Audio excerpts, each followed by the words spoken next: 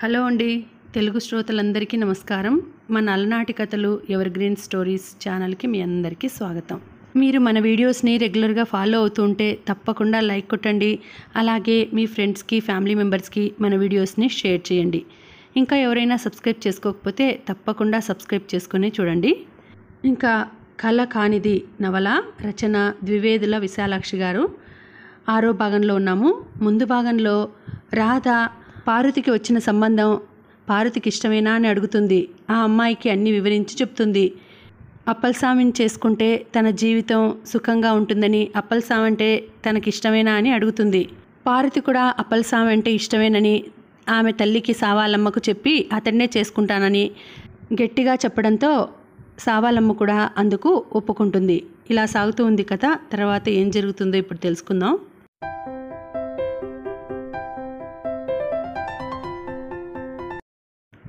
మరి కొద్దిసేపట్లో బండి రాబోతోంది అన్నట్లు గంట మోగింది. ఇంక కిందకు పోదామా అన్నాడు శ్రీనివాస్. పదండి అంటూ లేచాడు శివప్రసాదు. టికెట్లు తీసుకున్నారా? స్టేషన్ వైపు నడుస్తూ అంది రాధ. లేదు, తీసుకోవాలి. డబ్బు తీయడానికి జేబులో చేయి పెడుతూ అన్నాడు శ్రీనివాస్. మీరిద్దరూ ఇక్కడ ఉండండి, నేను పోయి తెస్తాను అంటూ ముందుకు నడిచాడు శివప్రసాద్. ప్లాట్ఫారంగా పిలిచే ఆ చిన్న సిమెంట్ చెప్ట అప్పటికే ప్రయాణికులతో నిండి ఉంది. దాన్ని ఆనుకొని ఉందో కొట్టుగది, దానికో చిన్న కిటికీ. అదే బుకింగ్ ఆఫీస్. కిటికీ ముందు జనం క్యూ కట్టి నిలబడి ఉన్నారు. కొంతసేపటికి క్యూ చిన్నదైంది. దాంతోపాటు అమ్మకానికి మిగిలిన టిక్కెట్ల సంఖ్య కూడా పలచబడింది. శివప్రసాద్ కౌంటర్ ముందుకు చేరేసరికి ఒక టికెట్ మాత్రమే మిగిలి ఉంది. తనకు 3 కావాలి, ఎలాగైనా చూసి పెట్టమన్నాడు.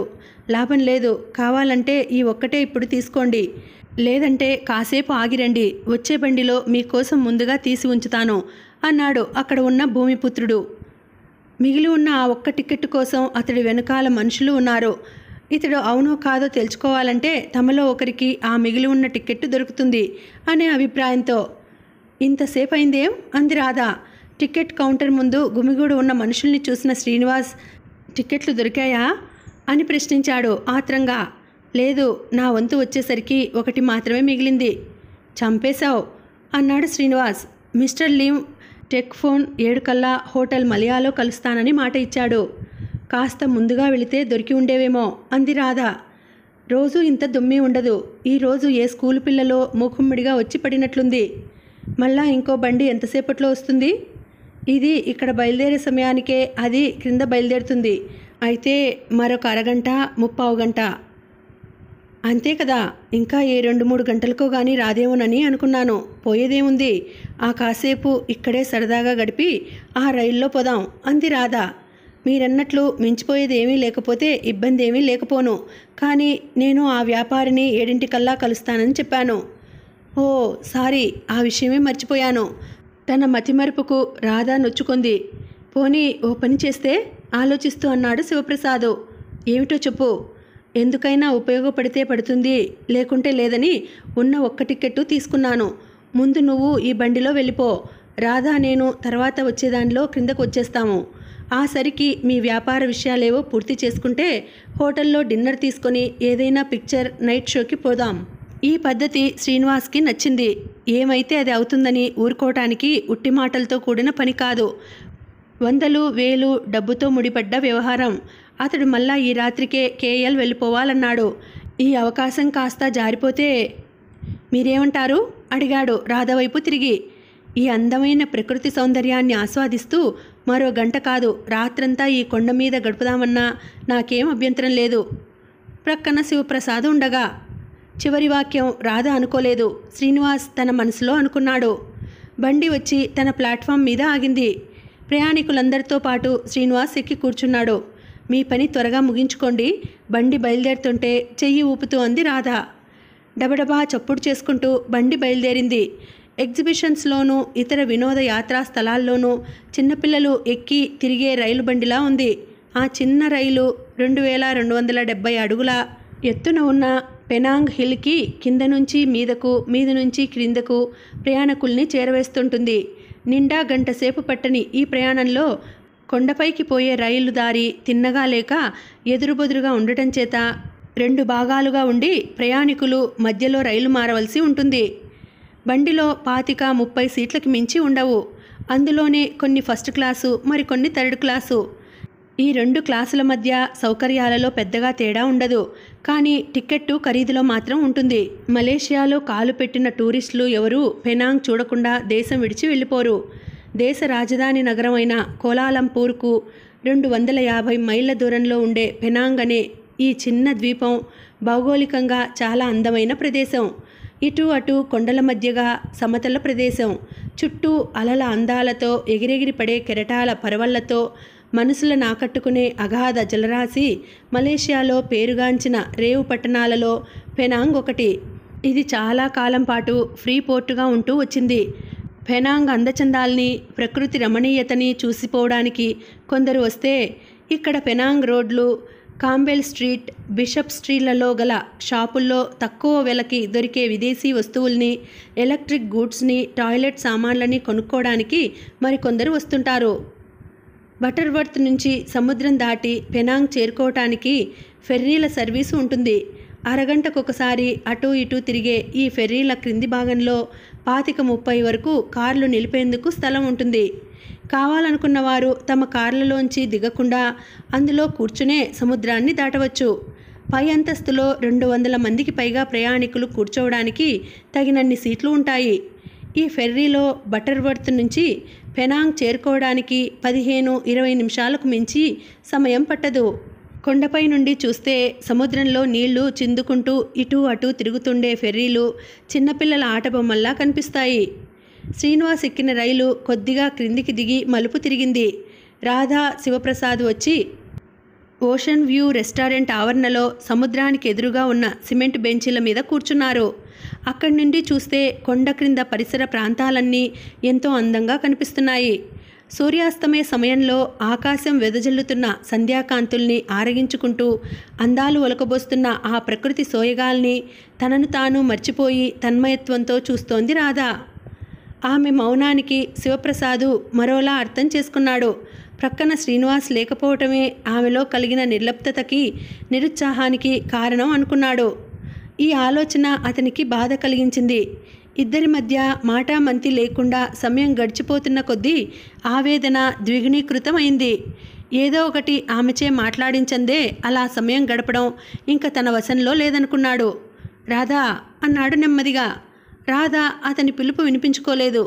అతని మనసు గ్రహించలేదు. తనలో తనే అనుకుంటున్నట్లు అతి నెమ్మదిగా తృప్తి నిండిన కంఠంతో, ఎంత అందమైన ద్వీపం ఈ పెనాంగ్ అంది అటు నుండి చూపు త్రిప్పకుండానే.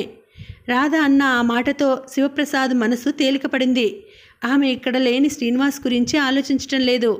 ఆ ప్రకృతి దృశ్యాలను చూస్తూ తన్మయతలో మునిగి ఉంది అన్న విషయం అతడికి ఎక్కడలేని తృప్తిని కలిగించింది.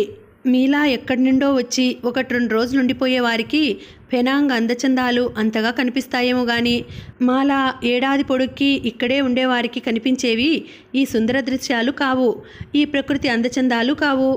జార్జ్ టౌన్ ఇరుకు వీధులు, వచ్చిపోయే మనుషులతో కిటకిటలాడిపోతుండే బజార్లు, దుమ్ము కొట్టుకుంటున్న కోపీ కడైలు, అందులో బూజు పట్టినట్లుండే మనుషులు. ఏముంది పెద్దగా చెప్పుకోవటానికి ఈ పెనాంగ్లో? అన్ని ఊళ్ళ వంటిదే ఇది కూడా అనిపిస్తుంది. ఇలా కొండపైకి తీరిగ్గా వచ్చి కూర్చుని ఈ ప్రకృతి సౌందర్యాన్ని సావకాశంగా ఆస్వాదించి ఆనందించే అదృష్టం అన్నది ఎప్పుడూ ఊళ్ళో ఉన్నవారికి ఉండదు. తప్పిదారిన ఎప్పుడైనా కొండపైకి వచ్చినా ఏదో పని మీద రావటం, ఆ పని పూర్తి కాగానే వెళ్ళిపోవటం. వ్యాపార దృష్ట్యా చూస్తే పరిసరాల అందచందాలు కళ్లకు ఆనవు. చేతిలో పడే డబ్బు వాటికి పొరలు కప్పుతాయి. కానీ ఇప్పుడు ఈ సంధ్యా సమయంలో నీ పక్షాన కూర్చొని చూస్తుంటే, ముఖ్యంగా మీ నోట ఆ మాట విన్న తర్వాత మీ దృష్టితో చూస్తుంటే నాకు కూడా అనిపిస్తుంది, నిజంగా ఎంత అందమైన ద్వీపం ఈ పెనాంగ్ అన్నాడు శివప్రసాద్. శివప్రసాద్ ఆహ్వానంపై అంతకు ముందు రోజే రాధ పెనాంగ్ వచ్చింది. జూరియన్ ఎస్టేట్లో రాధతో మొదటిసారి పరిచయం కలిగి అది స్నేహంగా మారినప్పటి నుండి శివప్రసాదు రాధను తమ ఊరు రమ్మని ఎన్నోసార్లు ఆహ్వానించాడు. ఇంకా ఉంటాను కదా, దేశం వదిలి వెళ్లేలోపు మీ ఊరు తప్పక వస్తానంటూ గడువులు పెడుతూ వచ్చింది రాధ. ఆ తర్వాత అంజయ్య అకాల మరణంతో ఆమె ఆలోచనలన్నీ తారుమారయ్యాయి. మలేషియాలో ఉండటమా, ఇండియా తిరిగి వెళ్ళిపోవటమా అనే తర్జన భర్జనలో కొట్టుకులాడింది కొంతకాలం పాటు. చివరికి ఆ సమస్య తీరిపోయింది. పర్యవసానం రాధకు అనుకూలంగా లేకపోయినా అంతకాలంగా ఉన్న అనిశ్చిత పరిస్థితి నుంచి ఆమెను బయటికి వేసింది. సుబ్రహ్మణ్యం ఇమిగ్రేషన్ ఆఫీస్లో తనకు గల పరిచయాన్ని ఎంత ఉపయోగించి ప్రయత్నం చేసినా రాధకి వర్క్ పర్మిట్ కానీ పర్మనెంట్ రెసిడెంట్ వీసా కానీ సంపాదించలేకపోయాడు. కానీ రాధకి ఇచ్చిన మాటను ఏదో విధంగా నిలుపుకోవడం కోసం నానా తంటాలు పడి మరి 3 నెలల పాటు ఆ టూరిస్టు వీసా మీదే ఆమె దేశంలో ఉండటానికి వీలుగా అనుమతి పత్రం మాత్రం సంపాదించగలిగాడు. రోజులు గడిచిపోతున్న కొద్దీ రాధ మనసులో దిగులు పెరుగుతోంది. ఏదో నాటికి ఆ రోజు వస్తుంది. తను ఈ దేశం వదిలి తరలిపోవలసిన రోజు. అంజయ్య నాంచారమ్మల ఆదరం, అభిమానం, ఇంటి రక్షణ ఎప్పట్లాగే ఉండి ఉంటే మలేషియా వచ్చి తల్లిదండ్రుల్ని చూసి వారితో కొంతకాలం గడపగలిగింది అన్న తృప్తితో ఈ అనుభవాల్ని, అభిమానాన్ని మనసులో నిలుపుకొని సంతోషంగా భారతదేశం తిరిగి వెళ్ళిపోగలిగి ఉండేది. కానీ ఇప్పుడు తన పరిస్థితి వేరు. అర్ధాంతరంగా వచ్చిపడ్డ గాలివానకు తనకు ఆశ్రయం ఇచ్చిన చెట్టు విరిగిపడింది. తను కట్టుకున్న గూడు చిన్నాభిన్నమైపోయింది. తన గుంపు చెదిరిపోయింది. గుంపును వీడిన ఒంటరి పక్షి అయిపోయింది తను. గూడు లేని నిరాధార ప్రాణి అయిపోయింది. మళ్ళా కొత్త చెట్టు వెతుక్కోవాలి, కొత్త గూడు నిర్మించుకోవాలి, కొత్త బాంధవ్యాలు పెంచుకోవాలి, కొత్త జీవితం ప్రారంభించాలి. వీటన్నిటికిగాను తన వద్ద మిగిలి ఉన్న మూలధనం BA అనే 2 అక్షరాలు. ముడుపులు, రికమెండేషన్లు లేకపోతే గడ్డిపోచుకు కూడా కొరగాని 1 డిగ్రీ కాగితం. ఆ గడ్డిపోచ ఆధారంతోనే తన జీవిత మహాసాగరాన్ని ఈదాలి. ఈదగలదా అన్న ప్రశ్నే లేదు. ఈదగలిగితే ఈదాలి, లేకపోతే అందులో మునిగి చావాలి. అంతకు మించి మార్గం లేదు, గమ్యం లేదు. ఒడ్డున నిలిచి ఆలోచిస్తుంటే జవాబు దొరికే ప్రశ్న కాదిది. నీటపడి ప్రాణభీతితో చేతులు కాళ్ళు కొట్టుకుంటుంటే ఈత అదే వస్తుంది. రాకుంటే దేనికైనా సిద్ధంగానే ఉంది రాధ. అందుకే విషయం ఒక కొలిక్కి వచ్చాక ఆమె మనసు తేలికపడింది.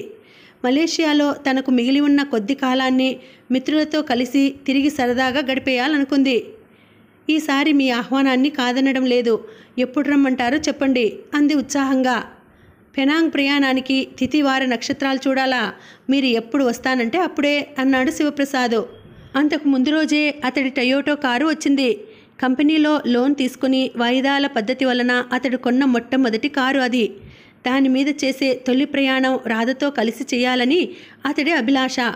ఆ అభిప్రాయంతోటే కారును పెనాంగ్లో కాక KLలో డెలివరీ తీసుకున్నాడు.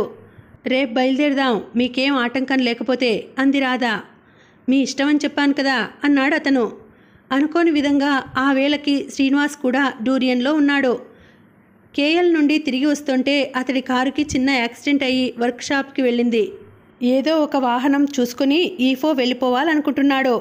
దారే కదా, మాతో రా, ఈఫోలో దిగిపోదువు గాని అన్నాడు శివప్రసాద్.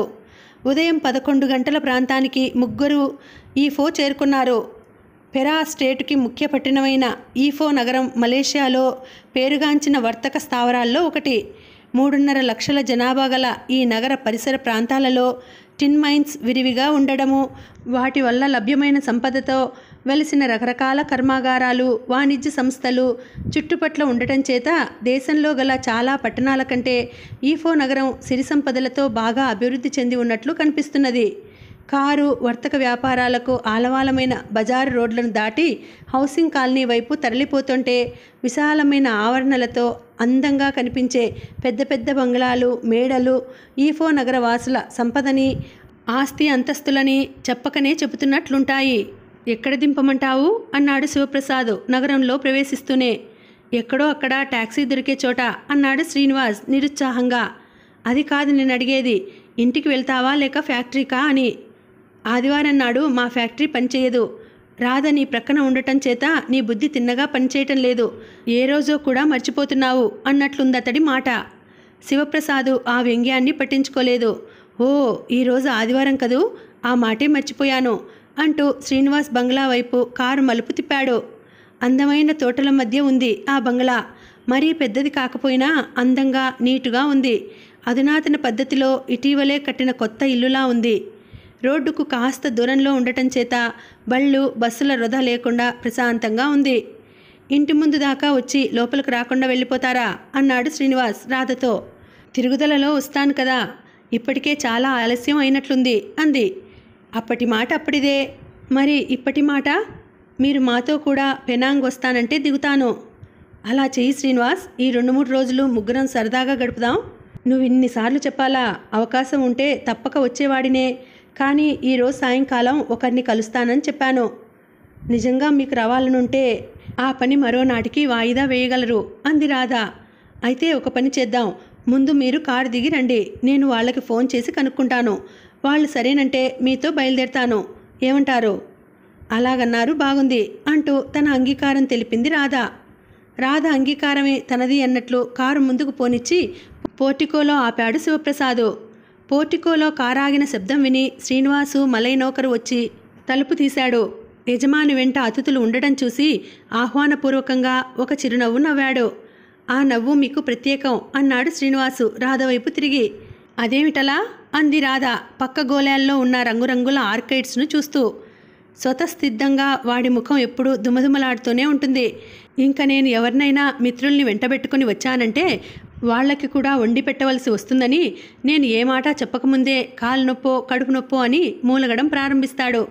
ఈరోజు మిమ్మల్ని చూస్తూనే అలా నవ్వుముఖం పెట్టాడంటే అది మీ అదృష్టమే. తిట్టుకోకుండా తినడానికో తాగడానికో ఏదైనా చేసి పెడతాడు అన్నాడతను హాల్లోకి దారితీస్తూ. ఇప్పుడు తినటం తాగటం అంటూ పెట్టకు. అనవసరంగా ఆలస్యమైపోతుంది. నువ్వు ఫోన్ చేసి ఆ వ్యవహారం ఏదో తేల్చేసుకుంటే వెళ్ళిపోదాం అన్నాడు శివప్రసాద్ ఎదురుగా ఉన్న టీపాయ్ మీదున్న ఆనాటి దినపత్రిక అందుకుంటూ. శ్రీనివాస్ ప్రక్కగదిలోకి టెలిఫోన్ చేయడానికి వెళ్ళాడు. రాధ హాలుకుండే పెద్ద అద్దాల కిటికీలోంచి తోటలో కనిపిస్తున్న మొక్కల్ని చూస్తోంది. శ్రీనివాస్ అన్న మాటల్లో కూడా కొంత నిజం లేకపోలేదు. మలై నౌకరు కుర్రాడు అహమ్మద్ను రాధ అందం ఆకర్షించింది. ఇండియన్స్లో ఇంత అందంగా ఉన్నవాళ్లను అతడు అంతకు పూర్వం ఎప్పుడూ చూసి ఉండలేదు. లేని పని కల్పించుకొని పదే పదే ఆమె ముందు తిరుగాడుతున్నాడు. ఇలా తిరుగుతున్నప్పుడు ఒకసారి అతడి చూపులతో రాధ కళ్ళు కలిశాయి. స్నేహపూర్వకంగా ఒక చిరునవ్వు నవ్వింది రాధ. దాంతో అతని ముఖం ఇంతగా విప్పారింది. బహాసాలో ఏదో అని గబగబా లోపలికి నడిచాడు. ఏమంటున్నాడు అంది రాధ శివప్రసాద్తో. తినడానికో తాగడానికో ఏదో తెస్తానంటున్నాడు. శ్రీనివాసు తిరిగి వచ్చాడు. అతని ముఖం ఉల్లాసంగా ఉంది. వస్తున్నట్లేనా? అడగవలసిన అవసరం లేకపోయినా సభ్యత కోసం అడిగాడు శివప్రసాదు. రేపు ఆయన కూడా పెనాంగ్ వస్తున్నట్ట. అక్కడే కలిసి మాట్లాడవచ్చు అన్నాడు శ్రీనివాస్. గుడ్ అంది రాధ ఉత్సాహంగా. అంతకుముందు Genting Highlands, Fraser Hill, Port Dickson, Malacca ఎక్కడికి వెళ్ళినా ముగ్గురు కలిసే వెళ్తున్నారు. కేమరన్ హైలాండ్స్, ఈస్ట్ కోస్ట్ ముగ్గురు కలిసే చూడాలని నిర్ణయించుకున్నారు. అటువంటప్పుడు పెనాంగ్ రావడానికి అతడికి వీలు పడదంటే ఆమెకు ఏదో వెలతిగా అనిపించింది. మరి ఇంకా ఆలస్యం దేనికి? బయలుదేరదామా అన్నాడు శివప్రసాదు. ఉండండి, కాస్త కాఫీ త్రాగి వెళ్ళిపోదాం. దారిలో ఉండే కోఫీ కెడైల్లో కావాలంటే మనకు కాఫీ దొరుకుతుంది కానీ కాఫీ దొరకదు అంటూ అహ్మద్ అని నౌకరుకు కేక పెట్టాడు శ్రీనివాస్. ఆయన పిలుపు కోసమే ఎదురు చూస్తున్నట్లు తువాన్ అంటూ అక్కడ హాజరయ్యాడు అహ్మద్. తీగా చౌవాన్ కోపీ, అవా మావు మకాన్ అపో అపోఖా, అపో అవా ఆర్డర్ నాసిలామా. చూసారా, నేను చెప్పాను కదూ ఆ నవ్వు మీకు ప్రత్యేకమని అన్నాడు శ్రీనివాస్ రాధ వైపు తిరిగి చిన్నగా నవ్వుతూ. సాధారణంగా ఎవరికైనా కప్పుడు కాఫీ తెమ్మంటే విసుక్కు చచ్చే విధవ ఈరోజు తినడానికి ఏమైనా తెమ్మంటారా అని అడుగుతున్నాడు. తన కోసం 3 పూటలా మస్తుగా మెక్కడానికి చేసి పెట్టుకున్న వాడికి అత్యంత ప్రీతిపాత్రమైన నాసిలామా మీకోసం త్యాగం చేయడానికి కూడా సిద్ధంగా ఉన్నాడు అన్నాడతను విషయం వివరిస్తూ. నాసిలామా అనే ఈ మలై వంటకాన్ని బియ్యం, కొబ్బరి పాలతో ఉడికించి చేస్తారు. పైన కూరగాయలు, మాంసం మసాలా కూర వేసి వేయించిన ఇకాన్ బెలీస్, ఎండు చిరుచేపలు, కచాంగ్, వేరుశనగ గింజలు వేసి పచ్చి దోసకాయ ముక్కలతో అలంకరించి వడ్డన చేస్తారు. ఈ వంటకాన్ని ఒక్క భోజన సమయాల్లోనే తినాలనే పట్టింపు వీరికి లేదు. ఉదయం బ్రేక్ఫాస్టు, సాయంకాలం టీ వేళల్లో కూడా టిఫిన్లా తింటారు. ఓకే, బ్రింగ్ క్విక్లీ తీగా పింగాన్ నాసిలామా దట్ ఇన్ చే దిస్ చే అండ్ సాయా ఉంతో తీగా ఒరామ్ చప్పట్. యజమాని అనుజ్ఞ అందుకొని Ahmad Hassan bin Haji Syed ద్విగుణీకృత ఉత్సాహంతో లోపలకు పరుగుపెట్టాడు. అతను ఆప్యాయంగా తెచ్చి ఇచ్చిన నాసిలామా తిని కాఫీ త్రాగి ముగ్గురు ఇంటి నుండి బయటపడిపోతుంటే అతి వినయంగా చేతులు నలుపుకుంటూ ప్రక్కన నిలబడ్డాడు అహ్మద్. ఆ వినయానికి అర్థం ఏమిటో శ్రీనివాస్కు తెలుసు. వాడికి డబ్బు అవసరం ఉంటేనే అలా వినయ ప్రదర్శన చేస్తాడు. What is the matter? సాయా మావు సడికేట్ వాంగ్. శ్రీనివాస్ అంచనా సరి అయినదే. వాడికి డబ్బు కావాలి. బ్రప్పా లిమా రింగిట్, సెమాలాం సాయగేట్, యూ సఫ్లూ రింగిట్, సమూవా ఫినిష్డ్ దలాం సతుహరి. అహ్మద్ ఏదో గొనిగాడు. శ్రీనివాస్ వాడి మాటలు వినిపించుకోలేదు. పర్సు తెరిచి అందులోంచి $4 తీసి వాడి చేతిలో పెడుతూ, సకరాంగ్ సాయా తేడా అడా లిమా రింగిట్, సాయా అడా ఆంఫోట్ రింగిట్, సహాజా టేక్ ఇట్ అన్నాడు శ్రీనివాస్. శివప్రసాద్ కారు స్టార్ట్ చేస్తుంటే. కారు మెయిన్ రోడ్లోంచి పోతుంటే 4 రోడ్ల కూడల దగ్గర పెరుమాళ్ళు కనిపించాడు. పెరుమాళ్ళు శ్రీనివాస్ బిజినెస్ పార్ట్నర్, చిన్ననాటి మిత్రుడు. ప్రసాద్, ఒక్కసారి కారు ఆపు అన్నాడు అతడిని చూడగానే. తనకి 2 గజాల దూరంలో కారు ఆగడం చూసి కారులో ఉన్నది ఎవరా అని వెనుతిరిగి చూశాడు పెరుమాళ్ళు. అది శ్రీనివాస్ కారే అయితే అల్లంత దూరంలో ఉండగానే పోల్చుకుని ఉండేవాడతడు. ఏమిటిలా దారి కాచావు అన్నాడు శ్రీనివాస్. బటర్వర్త్ వెళ్ళవలసిన పని పడింది. ఏదైనా ట్యాక్సీ దొరుకుతుందేమోనని చూస్తున్నాను. నీ కారేమైంది? వచ్చే నెలలో తమ్ముడి ఉపనయనం కదా, ఏవో బట్టలు అవి శ్రీమతి అత్తగారిని వెంటేసుకొని కేఎల్ వెళ్ళింది. కారు రేపటికి కానీ తిరిగి రాదు. లోపలికి వచ్చి కూర్చోండి, మేము పెనాంగ్ వెళ్తున్నాం, దారిలో దిగుదురుగాని అన్నాడు శివప్రసాద్. పెరుమాళ్ళు శివప్రసాద్ను అంతకు పూర్వం ఒకసారి శ్రీనివాస్ ఇంట్లో చూసి ఉన్నాడు. చాలా థ్యాంక్స్ అండి, ఇంకా ఈ ఎండలో ట్యాక్సీ కోసం ఎంతసేపు చూడాలో అని చస్తున్నాను అన్నాడు పెరుమాళ్ళు శ్రీనివాస్ ప్రక్కగా వచ్చి వెనక సీట్లో కూర్చుంటూ. శ్రీనివాస్ రాధను అతనికి పరిచయం చేశాడు. ఇండియా నుండి వచ్చిన మిమ్మల్ని చూస్తుంటే నేను స్వయంగా ఇండియా వెళ్ళి వచ్చినంత సంతోషంగా ఉంది అన్నాడు అతను ఉత్సాహంగా. దారిలో పోలీస్ చెక్ పోస్ట్ దగ్గర కారు ఆగింది. ఎదురుగా మోటార్ బైక్ మీద వస్తున్న భూమిపుత్రుడు శివప్రసాద్ను ఏమో అడిగాడు. అతడు బాహాసాలోనే అతడి ప్రశ్నకు సమాధానం చెప్పాడు. అతడి మాటలు వింటుంటే రాధకి అంతకు పూర్వం శ్రీనివాస్ నౌకర్తో మాట్లాడిన బాహాసా ఇంగ్లీష్ కలగలుపులు భాషా జ్ఞాపకానికి వచ్చి చిన్నగా నవ్వుకుంది. ఎందుకో మీలో మీరే అలా నవ్వుకోకపోతే ఆ ఆనందమేదో మాకు కాస్త పంచిపెట్టకూడదు అన్నాడు పెరుమాళ్ళు. అబ్బే ఏం లేదు, ఊరికినే అంది రాధ నవ్వు ఆపుకుంటూ. చంపేశారు మీ ఈ జవాబుతో నాలో కుతూహలం లావాలా కుతుకుతా ఉడికిపోతోంది. మీరు కారణం చెప్పకపోతే ఆ రోజు ఆవిడ ఎందుకలా నవ్విందా అనే ప్రశ్న నన్ను జీవితాంతం వేధించి చంపుతుంది. మరో గంటలో నేను బటర్వర్త్లో దిగిపోతే మీరు దేశం వదిలి వెళ్ళేలోపు మళ్ళీ కలుసుకోగలనో లేదో కూడా చెప్పడానికి పెద్దగా కారణం అంటూ ఏమీ లేదంటున్నాను కదండి. పెద్దగా లేకపోతే పోనీ చిన్నగా ఉన్న ఆ కారణమే చెప్పండి, ఊరించి చంపక అన్నాడు పెరుమాళ్ళు. అతను అంతగా అడుగుతుంటే ఇక మొండికేస్తే బాగుండదనుకుంది రాధ. చెప్పాను కదా, కారణం అంటూ ఏం లేదండి. ఇందాక శివప్రసాద్ గారు ఆ మలై కుర్రాడితో మాట్లాడుతుంటే కాసేపటి క్రితం శ్రీనివాస్ గారు వారి నౌకరితో చేసిన సంభాషణ గుర్తుకు వచ్చి, ఓ అదా, అతను ఆ మాత్రంగానైనా మాట్లాడతాడు కానీ నిజం చెప్పొద్దు, నాకు ఆ బాహాస అంటేనే తలనొప్పి. భూమిపుత్రులం మలేషియా వాసులం అంటూ వీళ్ళ బాహాసాను అన్నాడు పెరుమాళ్ళు ఈసుడింపుగా. నిజానికి ఆ కారులో ఉన్న 3 మలేషియా వాసుల్లోనూ పెరుమాళ్లకే బహాసా బాగా వచ్చు. చదవగలడు, ధారాళంగా మాట్లాడగలడు, అవసరమైతే వేదిక ఎక్కి ధాటిగా ఉపన్యసించగలడు. కానీ మలై వారితో మాట్లాడవలసి వస్తే మాత్రం వాళ్ళ భాషను కూనీ చేస్తూ అతి యాసతో అపశబ్దాలతో తుంచి మరీ మాట్లాడతాడు. దాకల్లా ఇంతలేసి నోళ్ళు బండపెదవులతో వీళ్ళ బహాస రెండూ ఒక్కలాగే ఉంటాయి. ఎవరికైనా పెద్ద ప్రయత్నం చేసి ఆ బాహాస ఎందుకు నేర్చుకోవాలనిపిస్తుందో మీరే చెప్పండి. నేర్చుకున్న ఆ భాష ద్వారా ఏం పొంది ఆనందించాలి? ఓ సంగీతమా, సాహిత్యమా, అసలు తమది అనుకునే ఒక సంస్కృతి అంటూ వీళ్లకు ఉండి ఏడిస్తే కదా. ఏ లలిత కళలైనా పుట్టి పెరగడానికి అంతా ఎరువుసరికే. అటు ఇండియా నుండి కొంత, అటు ఇంగ్లీష్ వారి నుండి కొంత. ఇది చాలా అన్యాయం అంది రాధ అతని మాటలకు అడ్డు వస్తూ. ఏది, వాళ్ళ రూపురేఖల గురించి నేను చేసిన విమర్శ లేక వాళ్ళ భాష గురించి అన్న మాటలా? రెండూను. వాళ్ళ రూపురేఖలు భాష ఎలా ఉన్నప్పటికీ వాళ్ళ దేశంలో ఉంటూ వాళ్ళ సంపదతో డబ్బు చేసుకుంటూ మీరిలా వారిని కించపరిచి మాట్లాడడం నా మటుకు నాకు సబబుగా తోచలేదు.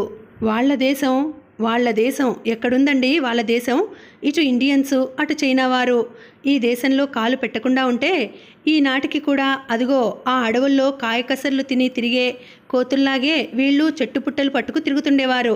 ప్రపంచంలో ఎక్కడుందో తెలియని ఈ మలేషియా దేశానికి పేరు ప్రఖ్యాతులు తెచ్చింది ఈ భూమిపుత్రులు కాదు, వీరి ఇస్లాం మతం అంతకంటే కాదు. ఈ దేశాభివృద్ధికి చెమటోడ్చి కష్టించిన కర్షకులు, కార్మికులు ఇండియన్స్. తమ తెలివితేటలు, డబ్బు మదుపు పెట్టి వర్తక వాణిజ్యాలను పెంపొందింప చేసిన వారు చైనావారు. వారికెవరికీ లేని హక్కులు, అధికారాలు ఈ మలై జాతి వారికి ఒక్కరికే ఎవరు దారాదత్తం చేశారంటారు?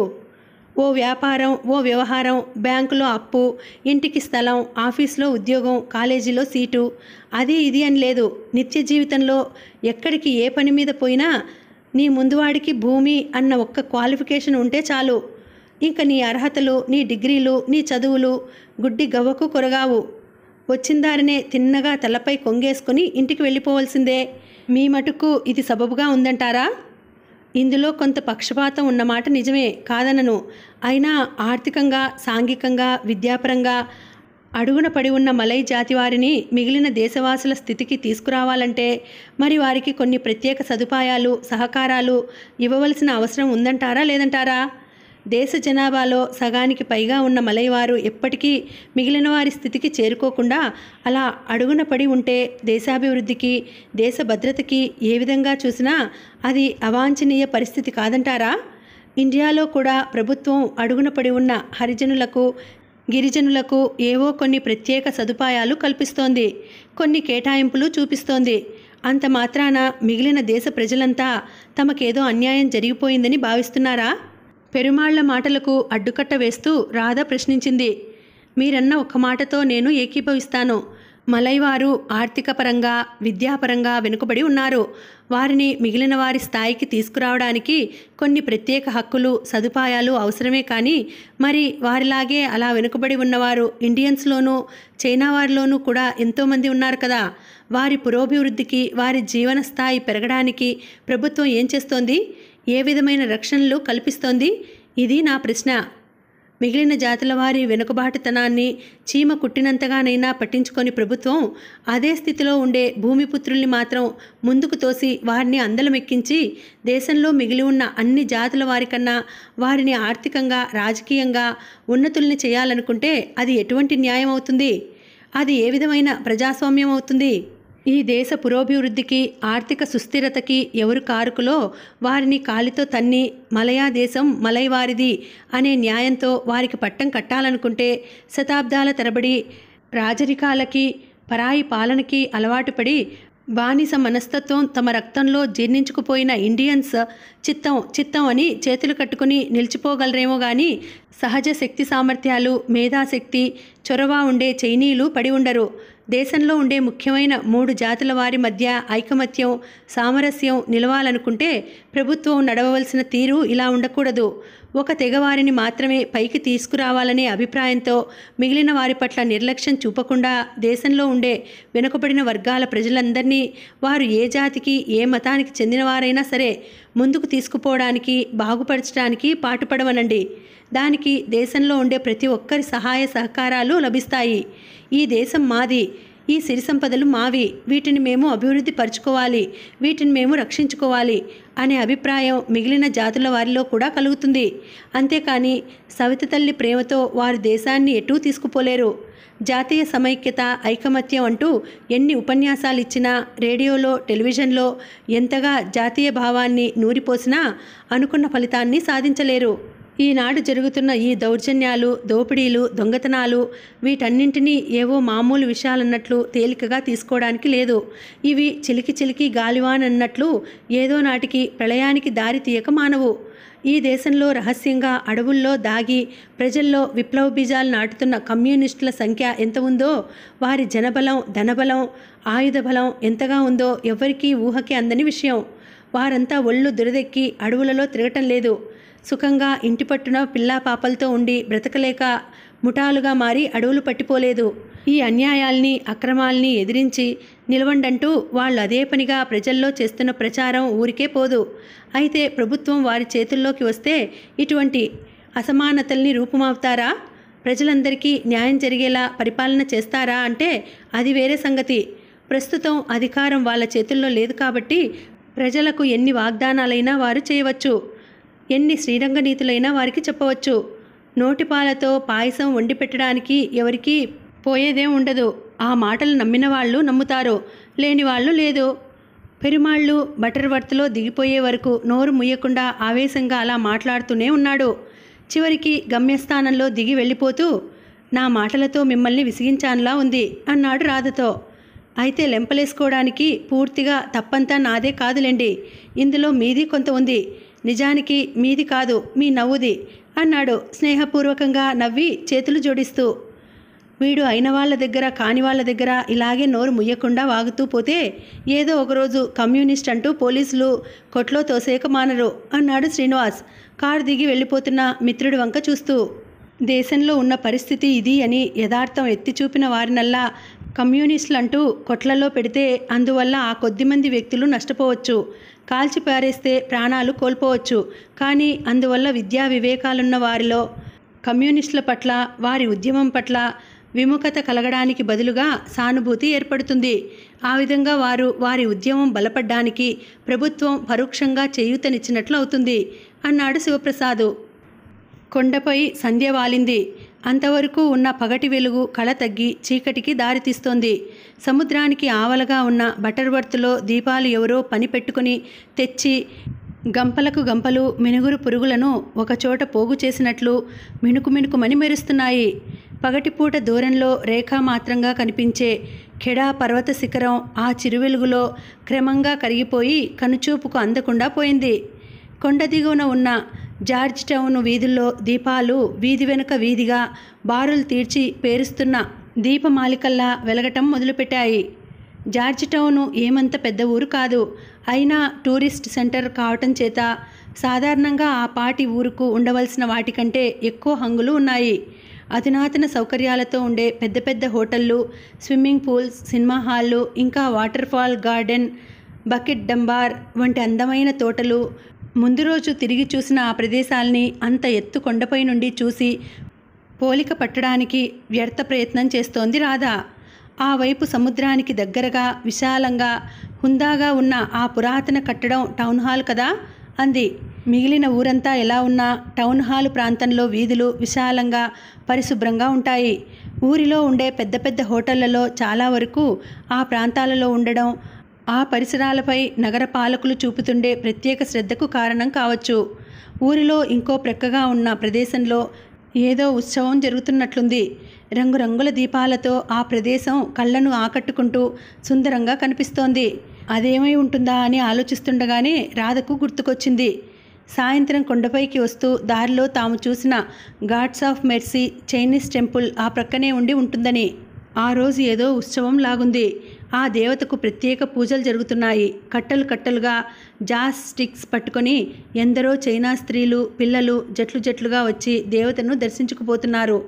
మన ఇండియన్స్లో లాగే ఈ చైనా వారికి కూడా దేవతలు పూజల పట్ల బాగా నమ్మకం ఉన్నట్లుందే అంది రాధ ఆ మనుషుల్ని చూసి. ఇంకా నెమ్మదిగా అంటున్నారా? కొంచెం కాదు, బాగా. ఒక్క దేవతలే కాదు, దయ్యాలు, భూతాలు, చేతబళ్ళు, పెట్టుబళ్ల పట్ల కూడా వారి నమ్మకాలు మన వారికేం తీసిపోవు. ఆ మధ్య పేపర్లో మీరు ఒక వార్త చూసారో లేదో, ఒక ఫ్యాక్టరీ వారాల తరబడి పని ఆగిపోయి మూతపడిపోయింది.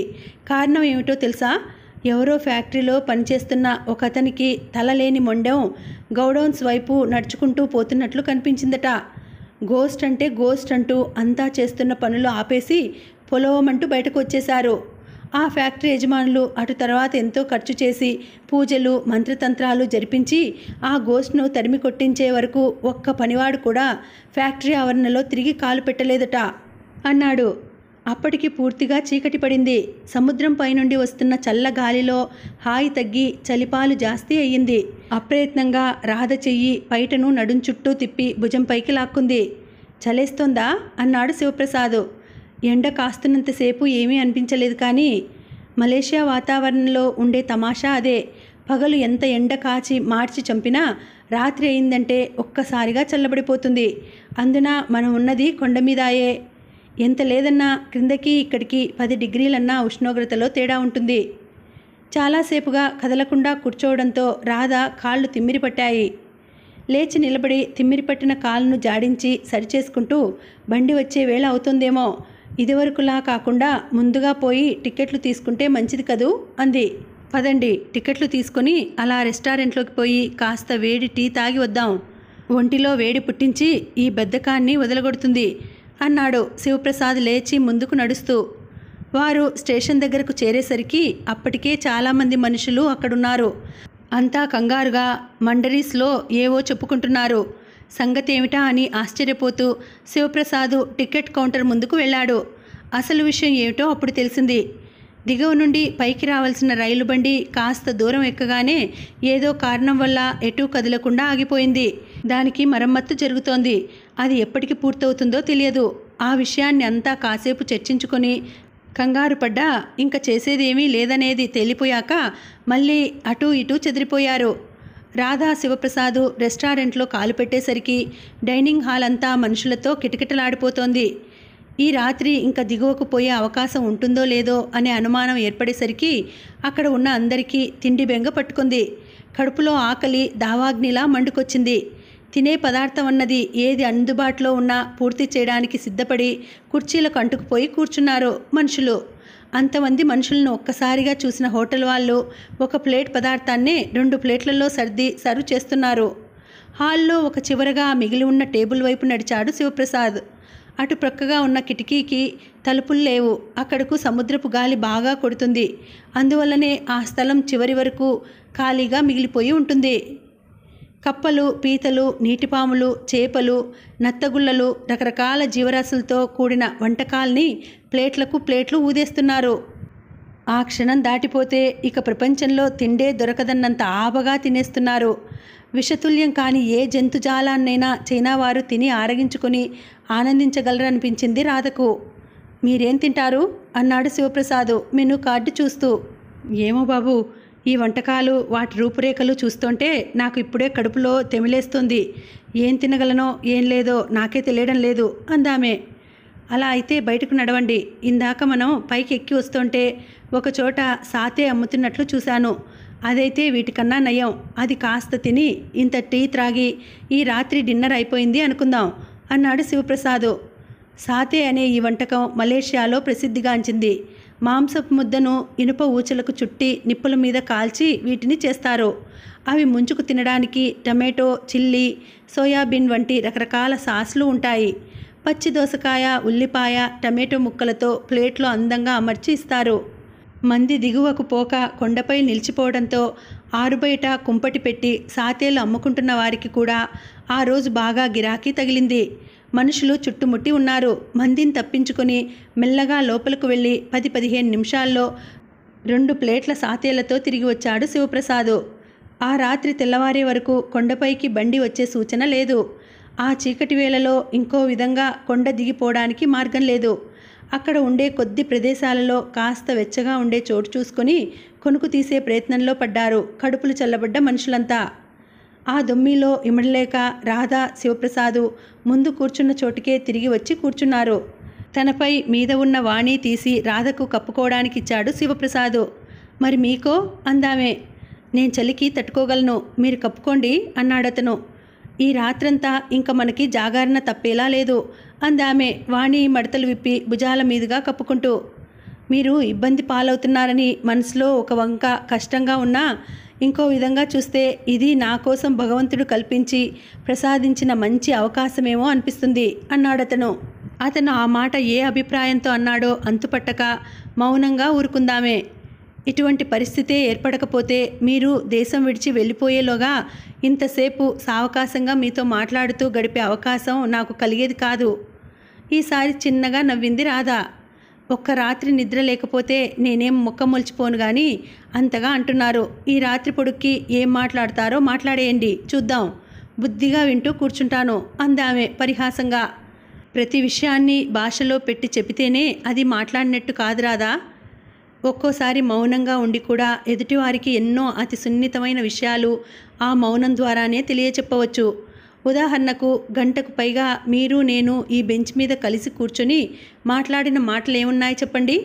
అయినా మీతో ఎన్నో విషయాలు మనసు విప్పి చెప్పుకున్నట్లు ఎంతో సన్నిహితంగా వచ్చినట్లు అనిపిస్తోంది నాకు. అది వెన్నెల రాత్రి, తిథి తదియో చవితో అయి ఉంటుంది. ఆకాశంలో చంద్రుడు ఓ మూల సొట్టబోయిన కొత్త వెండి కంచంలా ఉన్నాడు. కెరటాలు పైబడి వెన్నెల తలుకు తలుకుమని మెరుస్తోంది. కెరటం విరిగి పడ్డ చోట ఆ కాంతి సానబట్టిన వజ్రంలా కాంతులు చిమ్ముతోంది. క్రమంగా కొండమీది మనుషుల అలచడి తగ్గింది. కొండ క్రింద ఊరు నిద్రపోవడానికి ఆయత్తపడింది. ఒకటి తర్వాత ఒకటిగా గంటలు పైన వేసుకుంటూ వయస్సు పెంచుకుంటోంది రాత్రి. ఆ చల్లని వేళ ఎన్నో సంగతులు చెప్పాడు శివప్రసాదు. చిన్నతనంలో తానెరిగిన డూరియన్ ఎస్టేట్ గురించి, అక్కడి మనుషుల గురించి, వారి వ్యక్తిత్వాల గురించి, మానవతతో బలి అయిపోయిన మంచివారి గురించి, మనిషి ముసుగులో దాగుడుమూతలాడే క్రూర జంతువుల గురించి, అప్పటి తన ఆలోచన రీతుల గురించి. అత్త ఆడబిడ్డల ఆరడి పడలేక తన తల్లి దేశం వదిలిపోయినప్పటి విషయం చెబుతోంటే అతడి కంఠం ఆర్ద్రంగా ధ్వనించింది. మంచి మనసుతో ఆమె దేశం దాటిపోవడానికి సహాయం చేసిన వ్యక్తిపై మిగిలిన వారు నిందలు మోపడం, అతడు అర్ధాంతరంగా పడవ ప్రయాణంలో ఒకరోజు జ్వరంతో కన్నుమూయటం మొదలైన సంగతులు చెబుతున్నప్పుడు ఎప్పుడో చచ్చిపోయిన ఆ ప్రాణి ఆత్మకి శాంతి కలిగించమని అప్పుడు దేవుణ్ణి ప్రార్థిస్తున్నట్లు వినిపించాయి అతడి మాటలు. చిన్నపిల్లాడితో ఒంటరిగా మద్రాసు మహానగరంలో కాలుపెట్టిన ఆడమనిషిని దయతో ఆదుకున్న సజ్జనుడు. మానవాళి చెట్టియార్ పట్ల అతడి మాటల్లో కృతజ్ఞతాభావం పొంగిపొర్లింది. వారింట వంటపూటిగా పనిచేస్తూనే అమ్మ నన్ను పెంచి పెద్ద చేసింది. కాలేజీలో చదివించింది. నేను బీకాం మొదటి సంవత్సరం పరీక్షలు రాసి ఇంటికి వచ్చేసరికి నిలువెల్లా కాలిపోయి ఉడికిన మాంసం ముద్దలా ఉన్న అమ్మని అంబులెన్స్లో ఆసుపత్రికి తీసుకుపోయారని తెలిసింది. అమ్మకు అంతకు పూర్వం కూడా అప్పుడప్పుడు ఫిట్స్ వస్తుండేవి. పొయ్యి ముందుకు వెళ్ళి వంట పని చేయడం ప్రమాదమని డాక్టరు ఎన్నోసార్లు హెచ్చరించారు. అయినా ఆమెకు ఆ పని తప్పలేదు. నా కోసం, నా చదువు కోసం. ఇంకెంతకాలం రా ప్రసాదు, ఒక్కటంటే ఒక్క ఏడాది ఎలాగోలాగా కష్టపడ్డానంటే నీ చదువు పూర్తయిపోతుంది. అప్పుడు నువ్వు పెద్ద ఉద్యోగం చేసి మీ అమ్మను కూర్చోబెడదువుగానిలే అనేది నవ్వుతూ. అలా కొడుకుపై ఆశలు పెంచుకున్న అమ్మ ఆ కొడుకు చదువు పూర్తి కావటం చూడనే లేదు. 2 రోజుల పాటు కాలిన ఆ బొబ్బలతో బాధపడుతూ అలా ప్రక్కపై ఉంది. తిరిగి తెలివి కోలుకోకుండానే అన్ని బాధల నుండి విముక్తి పొందింది. అమ్మ చావుతో చెట్టియార్ కుటుంబంతో నాకున్న సంబంధం, అనుబంధం సహజంగా తెగిపోయినట్లే. అయినా అతడు అమ్మ పట్ల గల అభిమానం కొద్దీ నాకు మరి కాస్త సహాయపడటానికి పూనుకున్నాడు. మిగిలిన ఆ 1 సంవత్సరం చదువు పూర్తి చేసేయి, నేను సొమ్ము సర్దుతాను, ఉద్యోగంలో చేరాక తాపీగా తీర్చుకుందుగాని అన్నాడు. ఆయన సహాయం వల్ల డిగ్రీ సంపాదించగలిగాను. ఆ డిగ్రీ కాగితం చేతిలో పడ్డాకనే తెలిసింది ఉద్యోగం దొరకడం అన్నది ఎంత కష్టంతో కూడుకున్న విషయమో. చదువుకొని ఉద్యోగం లేకుండా బ్రతకటం మరెంత కష్టమైన పనో. నిలిచే నీడ లేక, తినటానికి తిండి లేక, ఆదుకునే ఆప్తులు లేక, నాది అనుకునే ఒక జీవితం లేక అలా అల్లాడిపోతున్న రోజుల్లో మలేషియా నుండి వచ్చింది ఒక ఉత్తరం. చెట్టియార్ సలహాపై అమ్మ పోయింది అని నేను రాసిన ఉత్తరానికది జవాబనుకోవాలి. 2 ఏళ్లు ఆలస్యంగా చేరిన పరామర్శ ఉత్తరంగా భావించాలి. మొదట ఉత్తరం చింపి చదవడానికి కూడా జుగుప్స కలిగింది. సమయానికి అందుబాటులో ఒక అగ్గిపుల్ల ఉంటే ఆఫలంగానే అంటించి మసి చేయాలనిపించింది. కానీ అప్పటి నా అవసరం, అమ్మ తరచూ అంటుండే ఒక మాట నన్ను ఆ పని చెయ్యనివ్వకుండా అడ్డుపడ్డాయి. తల్లి మాటకి ఆ గయ్యాలి అక్క నోటికి జడిసి మీ నాన్న అలా పడుండేవారు, కానీ ఆయన మనసు మంచిదిరా, అందుకే ఆ మనిషిని వదిలిపెట్టి పోలేక 7 ఏళ్ల పాటు ఆ నరకం అనుభవించాను. ఇంకా భరించే శక్తి లేక గుండె రాయి చేసుకుని ఆ ఇల్లు విడిచి బయటకొచ్చేశాను అనేది అమ్మ. ఆ మంచి మనిషి మనసులో ఇంతకాలం అయ్యాక ఈ కొడుకు ఎందుకు గుర్తుకు వచ్చాడో తెలుసుకోవాలనే కుతూహలం నా చేత ఆ ఉత్తరం చదివించింది. ఒరేయ్ శివం, మీ అమ్మ మొండితనం కొద్దీ ఏదో చేసింది. అప్పటి గ్రహచారం కొద్దీ అన్నీ అలా జరిగిపోయాయి. ఆమె అన్నా నువ్వన్నా నాకేం కోపం లేదు. ఎప్పటికప్పుడు మీకు ఉత్తరం రాసి మిమ్మల్ని ఇంటికి పిలిపించుకోవాలనుకుంటున్నా మీరెక్కడుంటున్నారో మీ అడ్రస్ తెలియక అది సాధ్యపడలేదు. ఎంత చదువు చదివినా ఇండియాలో మంచి ఉద్యోగం దొరకడం కష్టమని వింటున్నాను. ఇక్కడ డూరియన్లో పండులాంటి మంచి ఉద్యోగం నీ కోసం ఎదురుతెన్నులు చూస్తోంది. వెంటనే బయలుదేర్రా అంటూ ఓ పెద్ద లెటర్ రాసి దాంతోపాటు ప్రయాణపు ఖర్చులకు సొమ్ము కూడా పంపాడు నాన్న. అవసరాల ముందు ఆదర్శాలు తల ఒగ్గుతాయి. ఆకలికి మనిషి జీవితంలో ఎన్నో విలువల్ని, ఆత్మాభిమానాన్ని నిర్దాక్షిణ్యంగా కాల్చిపారేసే శక్తి ఉంటుంది. నేను మలేషియా చేరుకునేసరికి అక్కడ నా కోసం వేచి ఉన్నది పండులాంటి ఉద్యోగం కాదు, పెళ్ళీడుకు ఎదిగి ఉన్న మోగిని. అమ్మ ఇల్లు విడిచి వెళ్ళిపోయాక నాన్న జయమ్మను పెళ్లి చేసుకున్నాడు. ఆమెకు పిల్లలు కలగలేదు. మేనకోడలు మోగినిని తెచ్చి దగ్గర పెట్టుకొని పెంచింది. నాన్న అంత అభిమానంగా రాసిన ఆ లెటర్లో గల ఆంతర్యం ఏమిటో తెలిసిందప్పుడు. మోగిని అందమైన పిల్ల కాకపోయినా అనాకారి మాత్రం కాదు. సంసారపక్షమైన రూపురేఖలు, తెలివితేటలు ఆ పిల్లకి ఉన్నాయి. ఆ పెళ్లికి అవుననడానికి కానీ కాదనడానికి కానీ పెద్దగా కారణాలు కనిపించలేదు. రోటిలో తలపెట్టి రోకటిపోటుకు వెరవటంలో అర్థం లేదు. ఇండియాలో బ్రతుకు తెరువు కానక ఇక్కడికి వచ్చి పడ్డాను. ఇక్కడ బ్రతకడానికి మోహినితో పెళ్ళన్నది ఒక షరతైతే దానికి తల వంచడానికి నేను సిద్ధంగా ఉన్నాను. ముందు పెళ్లి కాని ఉద్యోగాందేముంది, ఎవరితోనో ఒకరితో చెప్పి వేయించగలనన్నాడు నాన్న. ధైర్యంగా అన్నింటికీ మీ ఇష్టం అని తల ఊపి ఊరుకోవటమే నా వంతయింది. వాళ్ళని కాదని తిరిగి ఇండియా వెళ్ళిపోవటానికి చేతిలో డబ్బు లేదు. ఏదో విధంగా ఆ దేశం చేరుకున్నా చేసేది కూడా ఏమీ లేదక్కడ. పైగా చెట్టియార్ అప్పు తలపై తంతోంది. పెళ్ళి ఇంకా వారం రోజులు ఉందనగా ఒక రాత్రి నా గదిలోకి వచ్చింది మోగిని. ఏం మోగిని, ఏం కావాలి అన్నాను. ఏదో మాటకి మాట జవాబుగా ఇంట్లో మాట్లాడటం తప్పిస్తే ఆ పిల్లతో అంతకు మించిన స్నేహం, సన్నిహితత్వం అప్పటి వరకు ఏర్పడలేదు. ఆ పిల్ల కూడా నాకు చేరువ కావడానికి ఏమాత్రం ప్రయత్నించలేదు. నిన్ను పెళ్లి చేసుకోను అంది వెనుక ముందు ఏపాటి ఉపోద్ఘాతం లేకుండా. ఆ ఎస్టేట్ పరిసరాల్లో అట్టే చదువు సంధ్య లేకుండా పెరిగిన పిల్ల అంత సూటిగా పెళ్లి విషయంలో తన మనసులో ఉన్నమాట చెప్పేస్తుంటే నిజంగా నాకు చాలా ఆశ్చర్యం కలిగింది. ముచ్చట వేసింది కూడా. పెళ్లి మాట ఎత్తేసరికి ఆడపిల్లలు సిగ్గుమొగ్గలైపోతారనే తప్పుడు అభిప్రాయంతో ఉన్న నాకు ఆమె మాట కనువిప్పు కలిగించింది. అయినా మరి కాస్త మాట్లాడించి ఆ పిల్ల మనసులో ఏముందో తెలుసుకోవాలనే అభిప్రాయంతో ఎందుకని అంటూ ప్రశ్నించాను. నువ్వంటే నాకు ఇష్టం లేదు. అదే ఎందుకు ఇష్టం లేదో కారణం చెప్పమంటున్నాను. నేను అందంగా ఉండనా, చదువు సంధ్యలు లేవనా నవ్వుతూనే ప్రశ్నించాను. ఊహూ అంటూ తన విముఖతకు అవేవి కారణాలు కావన్నట్లు తల ఆడించింది. మరి అన్నాను ఆమె కళ్ళలోకి చూస్తూ అసలు సంగతి ఏమిటో తెలుసుకోవాలనే అభిప్రాయంతో. మీ అమ్మ లేచిపోయిన దాని కొడుకును నేను చేసుకోను. ఆవేశంగా నా చెయ్యి గాల్లోకి లేచింది. అది ఆ పిల్ల బుగ్గపై ఆనడానికి క్షణకాలం పట్టలేదు. ఎడాపెడా తగిలిన ఆ దెబ్బలకు 2 బుగ్గలు ఎర్రబడ్డాయి. అమ్మో అని అరిచింది బాధతో. చెంపలు తడుముకుంటూ కోపంగా నా వంక చూసింది. పో, ముందు నా ఎదుటి నుండి వెళ్ళిపో, లేకుంటే చంపేస్తాను అన్నాను కర్కశంగా. అప్పటి నా రూపు చూసి నేనన్నంత పని చేస్తాననుకుందేమో వెనుతిరిగి చూడకుండా వెళ్ళిపోయింది మోగిని. నేను జీవితంలో ఎన్నో అవమానాలు సహించాను, ఎన్నో కష్టాలు భరించాను. కానీ అమ్మను అవమానపరుస్తూ ఆ పిల్ల అన్న ఆ మాటకు తట్టుకోలేకపోయాను. బహుశా అమ్మ నన్ను పెంచి పెద్ద చేయటం కోసం పడ్డ కష్టాలు, బాధలు నా వంట పట్టిపోయి ఉండటం వల్లనేమో, లేక దేవతలాంటి అమ్మకి ఆ పిల్ల ఆపాదించిన కళంకంతో నా మనసు మండిపోయిందేమో. ఎటు పోతున్నానో ఎందుకు వెళ్తున్నానో తెలియకుండా ఊళ్ళు పట్టుకు తిరిగాను. ఎన్ని రోజులో ఎన్ని వారాలో నాకు గుర్తులేదు. ఏదైనా దొరికినాడు తిని లేనినాడు పస్తుండి. అటువంటి స్థితిలో పడి ఉన్న నన్ను చూసి శ్రీనివాస్ కారులో వేసుకు వెళ్ళాడు. చిన్నతనంలో ఆటపాటల్లో అతడితో కలిసి తిరిగిన మాట వాస్తవమే. అయినా అన్నేళ్లు గడిచిన తర్వాత ఆ స్నేహాన్ని తిరిగి కలుపుకోవడానికి నేను ప్రయత్నించలేదు. కారణం చిన్ననాడు లేని అంతస్తులు, అడ్డుగోడలు అప్పుడు మా మధ్య మొలుచుకొచ్చాయి. అతడు ఎస్టేట్ మేనేజర్ గారి కొడుకు. నేను ఆ ఎస్టేట్ స్కూల్లో చదువు చెప్పే బడిపంతులు కొడుకును. ఈ ఆర్థిక తారతమ్యాలని, అంతస్తుల అడ్డుగోడల్ని అధిగమించి ఆత్మీయంగా చేయి చాచి చిన్ననాటి మిత్రుణ్ణి అవసరంలో ఆదుకున్న ఘనత శ్రీనివాస్కే దక్కింది. అలా ఆ రోజు రాత్రి ఇల్లు వదిలి వెళ్ళిపోయిన వాణ్ణి తిరిగి ఏడాది నాడు డ్యూరియన్ ఎస్టేట్లో కాలు పెట్టాను. మోగిని పెరుమా నదిలో పడి ఆత్మహత్య చేసుకుందిట. ఆ చావుకు నేను కారణం కానందుకు సంతోషించాను. ఆ పిల్లకి అప్పటికి కొంతకాలంగా ఒక ఇండియన్ ముస్లిం యువకుడితో సంబంధం ఉంటూ వచ్చిందట. అతడి వల్ల కడుపు కాగా ఆ విషయం మేనత్త దృష్టిలోకి వచ్చి ఇంటి గుట్టును పదిలంగా దాచడానికి వీలుగా నన్ను ఉపయోగించుకోవాలనుకున్నారు.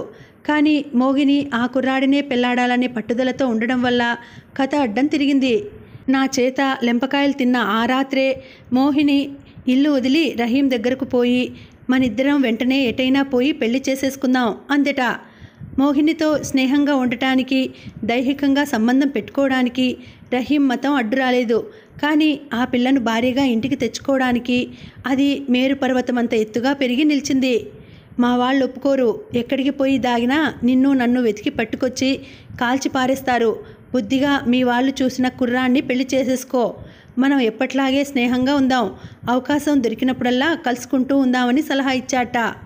అంతకు కొద్దిసేపటికి ముందే మీ అమ్మ ఎవరితోనో లేచిపోయింది, నువ్వంటే నాకు ఇష్టం లేదు అంటూ అలా నా ఎదుటపడి చెప్పి ఉండకపోతే మోహిని ఏం చేసి ఉండేదో కానీ అప్పుడు ఆ పిల్లకు అటువంటి అవకాశం లేకుండా పోయింది. ఆమె తన వారికి రాసి ఉంచిన ఉత్తరం వల్ల నింద నా మీద పడకుండా పోయింది. కానీ ఒక విధంగా చూస్తే ఆమె ఆత్మహత్యకు కారకుణ్ణి నేనే. ఆ రోజు కోపంతో రెచ్చిపోయి ముందు వెనుకలు చూడకుండా నేనలా ఇల్లు వదిలి వెళ్ళకపోతే ఆ పిల్ల కాళ్ళు చేతులు కట్టి అయినా పెళ్లి జరిపించి ఉండేవారు పెద్దలు. రహీం మీద ఆశలు తొలగిపోయిన మోహిని నాతో మామూలుగానే కాపురం చేస్తూ ఉండిపోయి ఉండేదేమో అన్నాడు శివప్రసాద్. కొండ క్రింది ఊరిలో కోడి కూసింది. కొండకు పైగా ఉన్న ఆకాశంలో చీకటి వెలిసింది. మొత్తానికి రాత్రి గడిచినట్లే అన్నాడు శివప్రసాద్ మంచుకు తడిసిన తన జుట్టును చేతితో పైకి సరిచేసుకుంటూ. అప్పుడే తెల్లవారుతోందా అంది రాధ ఆకాశం వైపు చూస్తూ నమ్మలేనట్లు. ఏం ఇంకా ఈ చలిలో ఈ సిమెంట్ బెంచ్ మీద కూర్చొని గడపాలని ఉందా? సాయంకాలం శ్రీనివాస్తో అన్నాను. 1 గంట అన్నమాట ఏమిటి, ఈ ప్రకృతి అందచందాల్ని చూస్తూ ఈ రాత్రంతా గడపమన్నా నాకేం అభ్యంతరం లేదని. కానీ ఇప్పుడు అనిపిస్తోంది ఏమిటంటే ఇటువంటి రాత్రులు ఒకటి కాదు ఎన్నైనా విసుగు చెందకుండా ఇలా గడపగలనని. మీరు ప్రక్కన ఉండి కబుర్లు చెబుతుంటే. చివరి వాక్యం రాధ పైకి అనలేదు, మనసులో అనుకుంది. మీ మటుకు మీరు నా వాణి కప్పుకొని వెచ్చగా కూర్చున్నారు కాబట్టి అటువంటి కబుర్లు చెప్పగలుగుతున్నారు. కానీ నా కాళ్ళు చేతులు ఈ చలికి కొంకర్లు పట్టిపోయాయి. పదండి అలా రెస్టారెంట్ వైపు వెళ్ళి చూద్దాము. ఎవరైనా లేచి ఉంటే కాస్త వేడి కాఫీయో టీయో కాచిపోస్తారేమో కనుక్కుందాం అంటూ ముందుకు దారి తీశాడు శివప్రసాదు.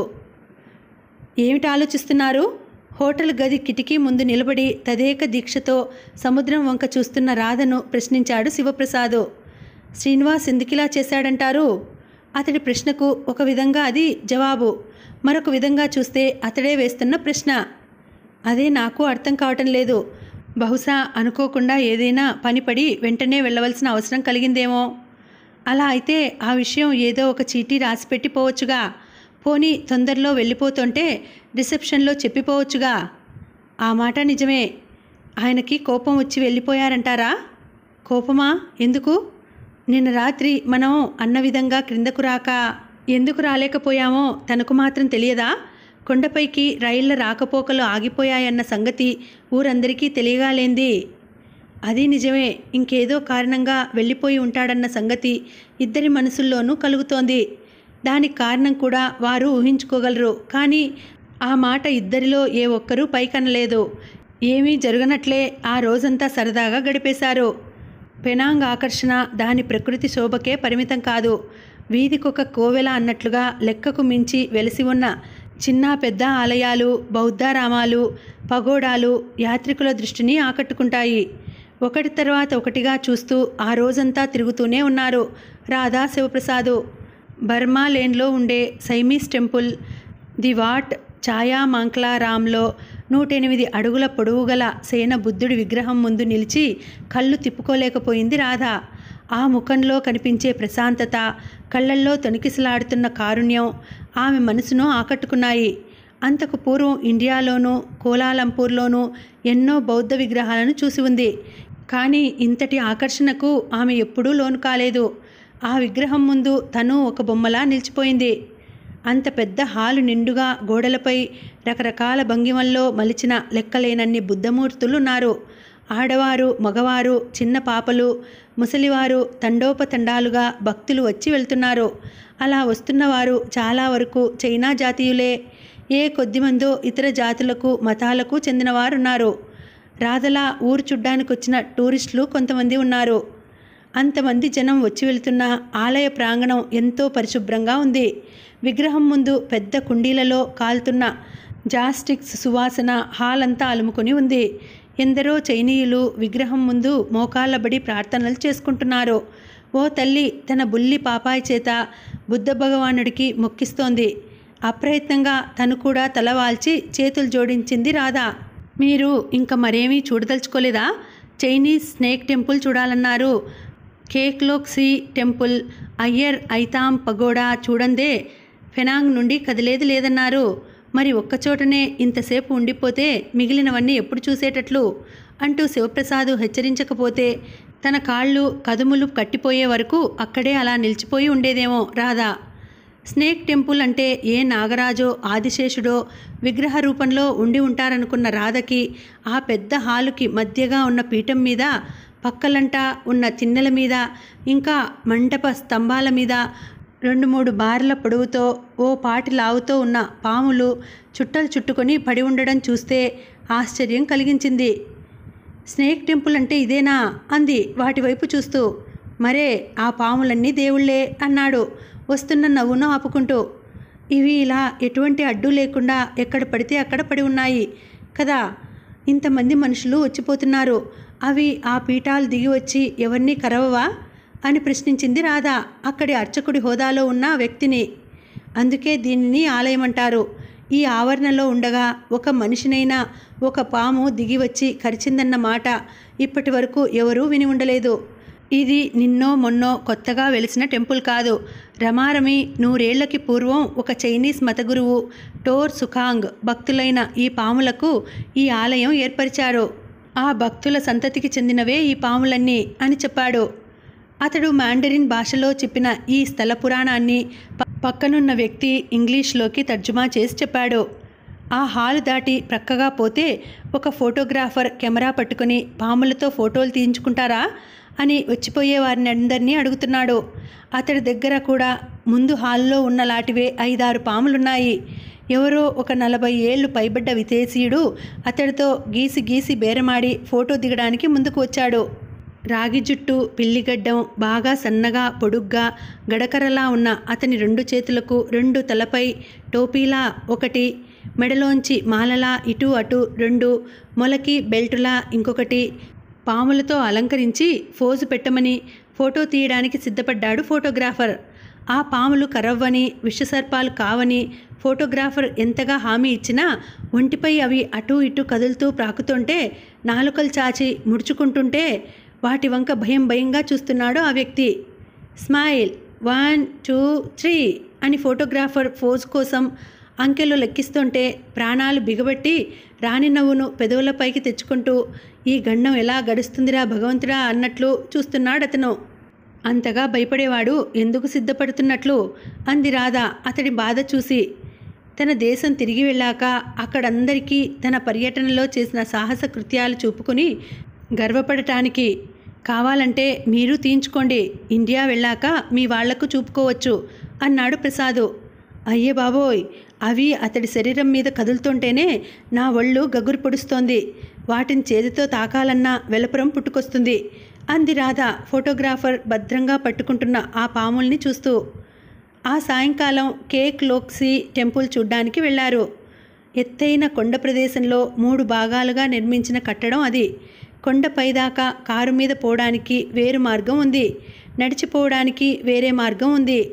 క్రింద నుండి మీది వరకు ఉన్న మెట్లకు 2 ప్రక్కల రకరకాల వస్తువులు అమ్మే చిన్న షాపులు, మెట్లకు పైగా ఎండ తగలకుండా పైకప్పు ఉండటం వల్ల నడిచిపోయేవారికి అంత ఎత్తు ఎక్కడంలో ఉండే శ్రమ అలసట తెలియదు. ఒక స్టేజ్ దాటి పైకి పోయాక ఒక చిన్న మడుగులో మునుగుతూ తేలుతూ పెద్ద తాబేళ్లు కనిపించాయి. చూడవచ్చిన వాళ్ళు విసురుతున్న ఓ రకమైన ఆకుల్ని నీటిపైకొచ్చి అందుకుని వాటిలో అవి పోట్లాడుకుంటూ తింటున్నాయి. ఆ ఆకులు 5-10 సెంట్లకు కట్టలుగా కట్టి అక్కడే అమ్ముతున్నారు. మరి కొంచెం పైకెక్కి వెళితే అటువంటిదే ఇంకో చిన్న పాండ్, అందులో రకరకాల చేపలు, వాటికి కూడా రస్కుల వంటివి కొని వేస్తున్నారు మనుషులు. మీరు కొంటారా అన్నాడు శివప్రసాదు జేబులోంచి డబ్బులు తీస్తూ. రాధ దృష్టి ఈ చేపలు, తాబేళ్ల వంటి జంతుజాలాల మీద నిలవలేదు. ఎదురుగా సంధ్య వెలుగులో 100 అడుగుల ఎత్తున 7 అంతస్తులుగా ఉన్న అయ్యర్ ఐతాంగ్ మిలియన్ బుద్ధా పగోడా ఆమె మనసును అయస్కాంతంలా ఆకర్షిస్తోంది. ఈ చేప, తాబేళ్ల మాటకేం ఎక్కడైనా చూడవచ్చు, ముందుగా పోయి ఆ పగోడా చూసి వద్దాం అంది. ఒక్కొక్క అంతస్తులో ఒక్కొక్క భంగిమలో ఒక్కొక్క వర్ణంలో ఉండే మనిషెత్తు బుద్ధ ప్రతిమలు గది మధ్యగా ఉండే ఉన్నత పీఠాలపై ఉన్నాయి. ప్రతి అంతస్తులో అవే ఆకృతిలో ఉండే అసంఖ్యాక చిన్న బుద్ధమూర్తులు గోడ నిండా ఉన్నాయి. ఒకచోట సేనబుద్ధుడు, మరొక చోట ధ్యానబుద్ధుడు, ఇంకో చోట జ్ఞానబుద్ధుడు, బోధిసత్వుడు, బౌద్ధ భిక్షుకుడు. ఆ ఒక్క రోజులో తను చూసినన్ని బుద్ధ విగ్రహాల్ని, మూర్తుల్ని, చిత్రాల్ని తన జీవితంలో ఇంకెప్పుడు చూడటం జరగదనిపించింది రాధకు. 7 అంతస్తుల సన్నని మెట్ల వరుసల గుండా ఎక్కి అక్కడి నుండి దిగువకు చూస్తే ప్రక్కగా కెల్లోక్సీ టెంపుల్, దూరంగా సముద్రం, ఓ ప్రక్కగా పెనాంగ్ హిల్, చుట్టూ కమ్ముకున్న అడవులు, కొండ క్రింద జార్జ్ టౌను, ఊళ్ళో చీమల బారులా కదిలిపోతున్న కార్లు. మనుషులను చూస్తూ పెనాంగ్ ద్వీప అందచందాల్ని ఇంకొకసారి ప్రశంసించకుండా ఉండలేకపోయిందామే. శ్రీనివాస్ కూడా ఉంటే ఎంతో సరదాగా ఉండేది అన్నాడు శివప్రసాదు. అతడు ఆ మాట అన్నాకనే ఆమెకు గుర్తుకొచ్చింది. ఆ రోజంతా శివప్రసాద్తో తిరుగుతున్నప్పుడు ఒక్కసారైనా తనకు శ్రీనివాస్ పేరు గుర్తుకు రాలేదని. అదే సమయంలో ఆమె మనసులోకి వచ్చింది ఇంకో జ్ఞాపకం. ఆ రోజు కేఎల్లో ఆ పెద్ద హోటల్లో తింటూ తాగుతూ అన్ని వినోదాల మధ్య ఉన్న తన కోసం ఎదురుచూస్తూ శివప్రసాదు కింద ఉండిపోయాడే అని అంతగా ఆరాటపడ్డ తను ముందు రాత్రి శ్రీనివాస్ తమ కోసం ఎదురుచూస్తూ ఉండి ఉంటాడని ఒక్కసారి కూడా మనసులోనైనా అనుకోలేదని. ఈ ఇద్దరు మిత్రుల మధ్య తన మనసులో ఏర్పడ్డ ఈ పరస్పర విరుద్ధ భావాలకు కారణమేమిటి? తను శివప్రసాద్ చేత ఆకర్షింపబడుతోందా? అతనికి సన్నిహితం కావాలని కోరుకుంటోందా? తన మనసులో తిరుగుతున్న ప్రశ్నలకు అతడి కళ్ళల్లో ఏమైనా జవాబు దొరుకుతుందా అన్నట్లు పరిశీలనగా అతడి వంక చూసింది రాధ. దూరంగా సముద్రంలో నీళ్లు చిమ్ముకుంటూ బటర్వర్త్ వైపు పోతున్న ఫెర్రీల వంక చూస్తున్నాడతను. అవును, ముగ్గురం కలిసి సరదాగా గడిపి ఉండేవాళ్ళం అంది అతడి మీద నుండి తన చూపు త్రిప్పుకుంటూ. రేపు ఈ పాటికి మీరు డూరియన్ ఎస్టేట్లో ఉంటారు నిరుత్సాహంగా అన్నాడు ప్రసాదు. ఈ ప్రయాణాలలో తను ఆశించినదేదో జరగకుండానే అది పూర్తి అయిపోతోంది అన్న భావం అతడి మాటల్లో ధ్వనించింది. ఇక్కడికి ఈ భాగాన్ని ఆపుతున్నానండి. మళ్ళీ వచ్చే వీడియోలో మనం కథను కొనసాగించుదాం. మళ్ళీ వచ్చే వీడియోలో కలుసుకుంటాను. అంతవరకు సెలవు. నమస్తే. Thank you for watching. Bye.